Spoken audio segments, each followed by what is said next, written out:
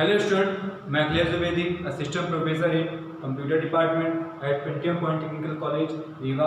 आज मैं आप लोग के सामने वेब टेक्नोलॉजी का एक और टॉपिक लेकर आया हूँ जिसे इनलाइन सीएसएस के नाम से जाना जाता है। आज मैं आप लोगों को बताऊंगा कि इनलाइन सीएसएस क्या है। तो मैंने आप लोग को पहले बताया कि सीएसएस क्या होती है।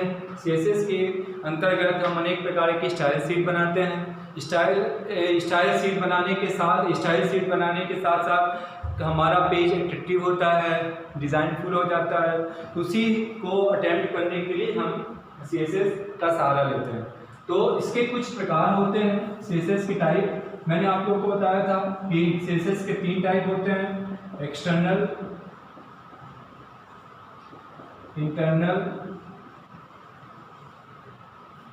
और इनलाइन।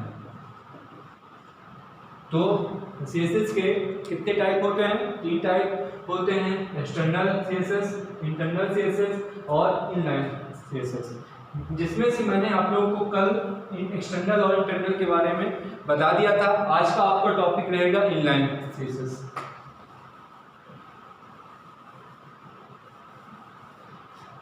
इनलाइन का मतलब है, जैसे इसके नाम से ही है इनलाइन, मतलब जो एक ही लाइन पे आके वर्क करता है, स्टाइल देता है, उसे हम इनलाइन कहते हैं। जैसे एक्सटर्नल सीएसएस में क्या होता है, आप सीएसएस की फाइल कहीं और बनाते हो, फिर उसको इस फाइल के लिंक को आप अपनी फाइल में डालते हो तो आपका एक्सटर्नल हो जाता है। इंटरनल में होता है जो हेड के अंतर्गत उपयोग किया जाता है, हेड के अंदर आपने बना दिया तो उसको हम इंटरनल कहते हैं। अब इनलाइन में क्या होता है कि हमारा सबको इनलाइन में क्या होता है कि एक ही लाइन में जब हम स्टाइल को देते हैं, उस तरह की स्टाइल शीट को, उस तरह की सीएसएस को हम क्या बोलते हैं, इनलाइन के द्वारा। मतलब इसका यूज हमारे बॉडी के अंदर होता है। बॉडी टैग मतलब हमने कोई काम यदि हमको करना है, स्टाइल का यूज करना है, तो हम सिंपल सी चीज बॉडी के अंदर हम उस चीज को बना सकते हैं। तो बॉडी के अंदर जब हम उसकी स्टाइल शीट को बनाते हैं तो इस तरह के सीएसएस को इनलाइन सीएसएस के नाम से जाना जाता है। इनलाइन सीएसएस का एक एग्जांपल मैं आप लोगों को बता रहा हूं। जैसे आप देखिए, HTML हेड को क्लोज करिए और बॉडी से चालू करते हैं, क्योंकि मैंने आप लोगों को बताया है कि इनलाइन सीएसएस बॉडी के बाद चालू होता है, तभी इनलाइन बोला जाएगा। यदि आप बॉडी के पहले इनका यूज करते हो तो यह इनलाइन सीएसएस नहीं होगा। तो सबसे पहले आपको क्या करना पड़ेगा, बॉडी के पहले इसको आपको करना पड़ेगा। तो बॉडी के बाद आप इसको नहीं करें, बॉडी के पहले आप इसको यूज नहीं कर सकते हो, बॉडी के बाद ही इसका यूज कर सकते हो। मान लीजिए आपने एक बनाया कि उसके अंदर पी स्टाइल, अब आपको कलर देना है, पी कलर आपने सेट कर दिया ब्लू, फॉन्ट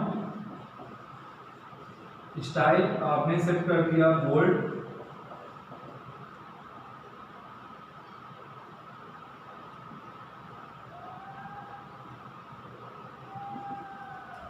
और फिर आप इसको क्लोज कर दो। तो ये देखिए, आपको इसमें स्टाइल को बार बार ओपन क्लोज करने की आवश्यकता नहीं है। आप उसको आपने स्टार्ट किया, अपना काम किया, उसको बंद कर दिया। अब आप इसके मध्य जो भी लिखोगे तो उसका कलर क्या हो जाएगा, ब्लू हो जाएगा, और उसका फॉन्ट ऑटोमेटिक रूप से क्या हो जाएगा, बोल्ड हो जाएगा। तो आप इसको लिखो जैसा हमने लिखा PPTC, और आप बंद कर दो पी को, फिर बॉडी को बंद कर दो, फिर इसके बाद HTML को बंद कर दो। इस तरह से प्रोग्राम आपको बन गया। तो जैसे आप इसको रन करोगे तो ये जो आएगा ये आउटपुट के रूप में आएगा, क्योंकि हमने इसको कहाँ लिखा है, इसके मध्य लिखा हुआ है। तो जैसे ही हम आउटपुट के रूप में हम देखेंगे, इसका कलर क्या रहेगा, ब्लू रहेगा, और इसका जो भी कैरेक्टर रहेगा वो क्या रहेगा, बोल्ड रहेगा। तो इसे कहते हैं इनलाइन सीएसएस के नाम से जाना जाता है। इसे अलग से हमें बनाने की आवश्यकता नहीं है। आप सिंपल से जब चाहें हम अपनी आवश्यकता अनुसार उसको बना सकते हैं। तो आप इसको जरूर देखिएगा और देखने के बाद इसकी प्रोग्राम को भी रन करिएगा। तो मैंने आप लोगों को बताया कि क्या होता है सीएसएस के बारे में, सीएसएस की टाइप। अब मैं आपको बताता हूँ सीएसएस कमेंट के बारे में। आप जानते हो कि का यूज हर जगह होता है, चाहे सी का यूज करें, चाहे C++ का यूज करें, चाहे जावा का यूज करें। कमेंट लाइन हर जगह बनाई जाती है। कमेंट लाइन क्या होती है? प्रोग्रामर को समझने के लिए, कोई यदि हम किसी की इंफॉर्मेशन वहाँ पे डाल रहे हैं, यदि कुछ समझने के लिए हम अपने टॉपिक लिख रहे हैं और हमको ये लिखना है कि वह जब हम उसको रन करें तो वह कंपाइलर के उपयोग में ना आए, तो इस तरह के डॉक्यूमेंट को, इस तरह के पार्ट को, इस तरह के कैरेक्टर को हम कमेंट के रूप में यूज करते हैं। तो कमेंट बनाने के लिए हमको CSS में /* और बीच में हम कमेंट लिखें, स्टार को बंद और स्लैश को क्लोज कर दें। इस तरह से हम लिखकर अपना कमेंट लिख सकते हैं। जहां भी चाहे हम अपना कमेंट लिख सकते हैं। जैसे हम चाहें बॉडी हमने लिखा, बॉडी के बाद हम हमने हेड लिखा, हेड के बाद स्टाइल को हमने ओपन किया, हमने वहां पे लिखा पी में हमने बना दिया कलर को मान लीजिए हमने कुछ नाम दे दिया 00001 और हमने इसको बंद कर दिया। अब हम यहाँ पे कमेंट लिख सकते हैं कि कौन सा कलर है। हमने यहाँ पे देखिए कि कलर की क्या डाली है, नंबरिंग डाली हुई है। हमने यहाँ पे कलर का नाम नहीं डाला हुआ है, हमने यहाँ पे क्या डाली हुई है, नंबरिंग डाली हुई है। तो हम कमेंट लिख कर बता सकते हैं कि दिस इज ब्लैक कलर और फिर से हम इसको बंद कर देंगे। तो ये जो चीज है वो हमारे लिए होती है, ये कंपाइलर के लिए नहीं होती। यदि आप इसको रन करोगे तो कंपाइलर इसको रीड नहीं करता, ये हाईलाइट नहीं रहता उसके लिए, ये केवल हमारे उपयोग के लिए रहती है। जिससे क्या होता है कि डेवलपर जो भी होता है, डिजाइनर जो होता है, वो अपनी मदद के लिए कुछ चीज़ों को वहाँ पे लिख सकता है। जैसे किताब में यदि हमको कुछ चीज़ समझ में आई तो हम उसको हाईलाइट कर देते हैं। उससे क्या होता है कि हमको जब भी उसकी आवश्यकता हुई, जब भी उसको जरूरत पड़ी तो हम उसका यूज वहाँ पे लाके कर सकते हैं। तो कमेंट के बारे में आप लोगों को समझ में आ गया होगा।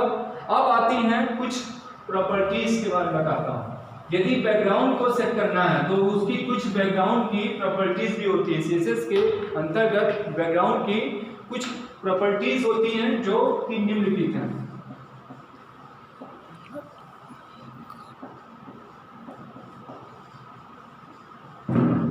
आपको अच्छे से पता है कि हर चीज का इसमें अपना एक बैकग्राउंड चलता है, हर चीज का इसमें प्रॉपर्टीज होती है, वैल्यू होती है। तो यदि आपको यदि प्रॉपर्टीज आपको चेक करनी है, सेट करनी है, तो उसकी अलग अलग सबकी वैल्यू होती है। तो अपन आज जो बात करते हैं वो बात करते हैं बैकग्राउंड की। तो बैकग्राउंड की प्रॉपर्टी, जो पहले बैकग्राउंड की प्रॉपर्टी होती है वो होती है बैकग्राउंड कलर। अब यदि आपको किसी भी पेज का बैकग्राउंड कलर सेट करना है तो आप CSS में क्या इस्तेमाल करोगे? Background colour. मान लीजिए कि पेज आपको देना है, स्टाइल देनी है, बॉडी का बनाना है, बॉडी का बैकग्राउंड सेट करना है, तो आप बैकग्राउंड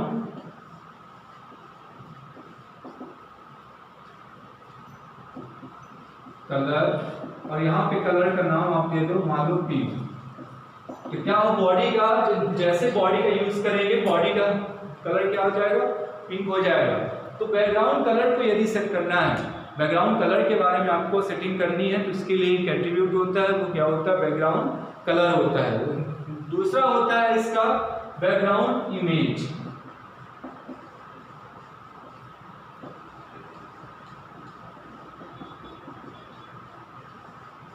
दूसरा कौन सा है? बैकग्राउंड इमेज होता है। बैकग्राउंड इमेज का मतलब होता है यदि आपको किसी भी बैकग्राउंड इमेज सेट करना है तो आप वहां उस इमेज का पाथ वहां पे सेट कर सकते हो। तो यदि आपको यहाँ पे यहीं पे यदि आपको करना है बैकग्राउंड इमेज, फिर आप यहाँ पे उसका पाथ दे दो, तो वो इमेज कहाँ है? तो यहाँ पे पाथ आ जाएगा, जैसे वो है सी के अंदर, यूजर के अंदर a.pptc या a.jpg। तो इस प्रकार से क्या हो जाएगा? उसका पाथ यहाँ पे सेट हो जाएगा। तो इस तरह से आप अपना बैकग्राउंड इमेज भी सेट कर सकते हो। उसके बाद आती है बैकग्राउंड पोजीशन। अब इस इमेज की यदि आप चाहो तो पोजीशन भी सेट कर सकते हो, इसकी पोजीशन भी सेट कर सकते हो, क्योंकि आप जानते हो कि हमारी जो स्क्रीन होती है उसमें अलग अलग पोजीशन बटी रहती है। तो पोजीशन को यदि बांटना है, पोजीशन को यदि आपको सेट करना है तो पोजीशन भी सेट कर सकते हो, जैसे लेफ्ट में, राइट में, टॉप में, बॉटम में, कहाँ आपको इमेज की इमेज को रखना है तो उसकी पोजीशन आप वहाँ पे सेट कर सकते हो। उसके बाद होता है बैकग्राउंड अटैचमेंट। थर्ड इसमें एक और चीज होती है, इसमें होती है बैकग्राउंड अटैचमेंट। ये भी एक प्रकार की एक बात के बारे में बताता है कि यदि हम अपने इमेज अलग चीज है, अटैचमेंट अलग चीज है। इमेज को आप उसमें लगा दोगे बैकग्राउंड में, लेकिन ये अटैचमेंट क्या होती है कि आपके फाइल के बताता है कि फाइल के साथ और क्या क्या आपको स्टोर करके रखना है, आपकी फाइल में और क्या क्या है जो आपकी फाइल के साथ अटैच है, तो उसके बारे में आप यहाँ पे लिख सकते हो। तो स्टूडेंट इनके सभी के आप एग्जाम्पल आप हमको जरूर दीजिए, और मुझे उम्मीद है कि आज का टॉपिक आप लोगों को समझ में आया होगा। आप इनके एग्जाम्पल को बनाइए, रन करिए, और रन करने के बाद जो भी इसमें आप लोग को डाउट हो तो आप हमसे जरूर पूछिए, क्योंकि ये आपका मेन टॉपिक चल रहे हैं और इन्हीं में से आपकी टॉपिक से ही आपके क्वेश्चन आएंगे। अभी आगे चलकर मैं आपसे इन्हीं में से संबंधित क्वेश्चन भी करूंगा, क्वेश्चन आंसर भी करूंगा, तो उनके आंसर भी देना पड़ेगा आप लोग को। तो इसलिए इन टॉपिक को अच्छे से पढ़िए, वीडियो को रोज देखिए, वीडियो को देखने के बाद इसको लाइक भी करिए, उस पर कमेंट भी करिए। कमेंट करने के बाद इसमें आपको जो भी टॉपिक समझ में आया हो तो उस टॉपिक के बारे में आप बताइए। जो टॉपिक आप लोग को समझ में नहीं आया हो तो उस टॉपिक के बारे में बताइए, तो मैं अगली क्लास में उसको आपको समझाऊं। आप लोग के एक भी क्वेश्चन क्वेरी नहीं आते हैं तो आप क्वेश्चन जरूर करिए, क्वेरी जरूर करिए कि क्या दिक्कत हो रही है, आपको क्या समझ में नहीं आ रहा है। यदि सब कुछ समझ में आ रहा है तो ठीक है, यदि आपको समझ में नहीं आ रहा हो तो आप हमसे जरूर पूछिए। तो मुझे यकीन है कि आपको आज का टॉपिक जरूर समझ में आया होगा। तो कल के लिए मैं आप लोग को एक और टॉपिक बताऊंगा, आज इसको आप पढ़िए, देखिए और समझिए। तो स्टूडेंट आज के लिए गुड डे, गुड बाय।